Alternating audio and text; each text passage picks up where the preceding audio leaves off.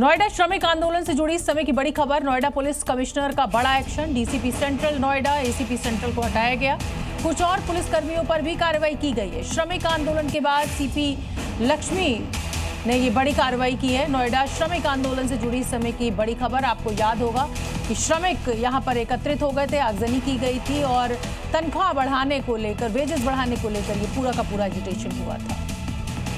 बंगाल में मतदान को लेकर काउंटडाउन अब शुरू हो चुका है। अब से ठीक 60 घंटे बाद बंगाल में वोट युद्ध शुरू हो जाएगा, यानी मतदान होगा। और ऐसे में केंद्र सरकार ने भी सुरक्षा को लेकर कोई कोर कसर नहीं छोड़ी है। कोलकाता में अर्धसैनिक बलों के प्रमुखों की बैठक बुलाई गई, जिसमें मतदान को लेकर सुरक्षा का एक प्लान तैयार किया गया।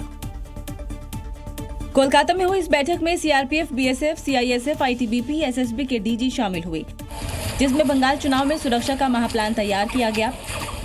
पहले चरण की वोटिंग में 2000 से ज्यादा क्विक रिस्पांस टीम की तैनाती और संभावित गड़बड़ियों को रोकने के लिए सघन तलाशी अभियान जैसे मुद्दों पर चर्चा हुई। इस बार बंगाल विधानसभा चुनाव को लेकर केंद्र सरकार ने धुरंधर तैयारी की हुई है। संवेदनशील इलाकों में बख्तरबंद गाड़ियों से नजर रखी जा रही है। चप्पे चप्पे पर पैरामिलिट्री फोर्स के जवान गश्त दे रहे हैं। अर्धसैनिक बलों की महिला ब्रिगेड भी पूरी तरह एक्शन मोड में है। अगर कोई भी माहौल बिगाड़ने की कोशिश करे या फिर चुनाव के दौरान रक्त चरित्र दिखाए तो उनका ऑन द स्पॉट इलाज हो जाएगा।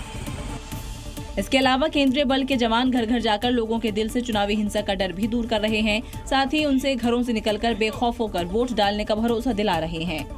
असदुद्दीन ओवैसी अपनी पार्टी एआईएमआईएम को पैन इंडिया और खुद को मुसलमानों का मसीहा बनाने में जुटे हैं। तभी तो एक के बाद एक ऐसे बयान देते ही रहते हैं जो हमेशा चर्चा में बने रहे। अब उन्होंने भारत के बंटवारे के लिए सिर्फ और सिर्फ जिन्ना को दोषी ठहराया, नया बखेड़ा खड़ा कर दिया।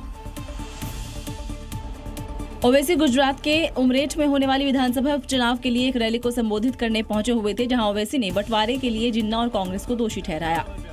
जब वो जालिम जिन्ना इस मुल्क के 2 टुकड़े किए और 2 टुकड़े करने वालों में क्या कांग्रेस पार्टी शामिल नहीं है?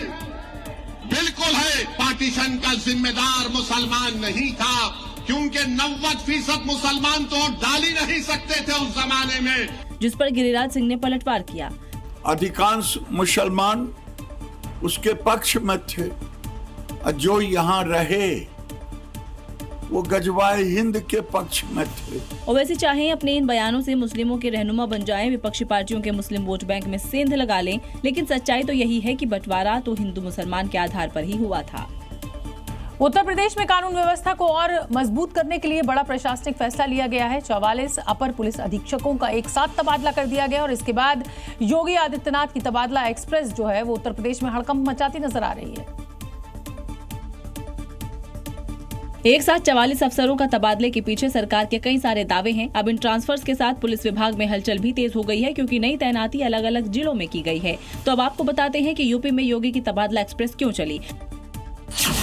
तो इसका पहला कारण है नई तबादला नीति 2026 और 27 के तहत जो अधिकारी एक ही जिले में 3 या 7 साल तक एक ही मंडल में हैं। दूसरा कारण है भ्रष्टाचार पर रोक, प्रशासनिक कामकाज में पारदर्शिता और भ्रष्टाचार को कम करना है। तीसरा कारण है मजबूत कानून व्यवस्था। कानून व्यवस्था को और ज्यादा चुस्त, दुरुस्त और प्रभावी बनाना सरकार का उद्देश्य है। चौथा कारण है प्रशासनिक कसावट, कई अधिकारियों को बदलकर प्रशासनिक व्यवस्था में नयापन लाना।